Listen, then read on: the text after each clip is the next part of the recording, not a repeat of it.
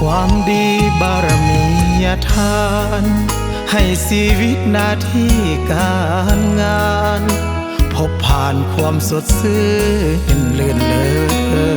งโศกนำคำจูนเป็นบุญที่ได้มาถึงวันนี้ได้มาสมมาเบิ่งถึงบอนที่ท่านพัฒนาอย่าทานคำมา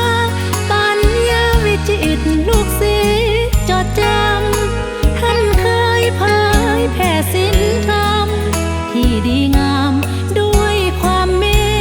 ตตาหากสาย12ของ14หลายยุคผ่านมาสาวลาวเคารพบูชาต่างก็มาขอโศกขอใส่ชื่อเสียงก้องไกลไปทั่วโลกาผู้ที่มีบุญวาสนา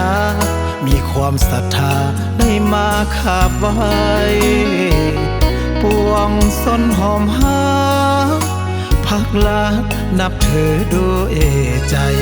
มีเหรียญคำจารึกความดีไว้เป็นสุขหัวใจได้มาขอพร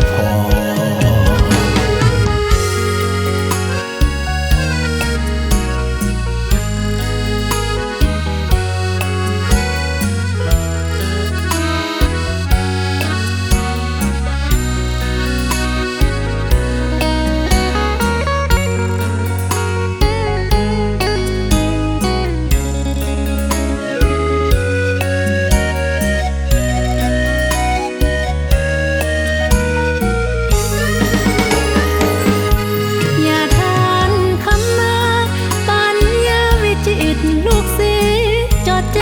ำท่านเคยเผยแผ่ศีลธรรมที่ดีงามด้วยความเมตตาหากสาย12ของ14หลายยุคผ่านมาสาวลาวเคารพบูชาต่างก็มาขอโศกขอใส่ชื่อเสียงก้องไกลไปทั่วโลกาผู้ที่มีบุญวาสนามีความศรัทธาได้มาขาบไหว้ปวงสนหอมหาพักลักนับถือด้วยใจมีเหรียญคำจารึกความดีไว้เป็นสุขหัวใจได้มาขอพร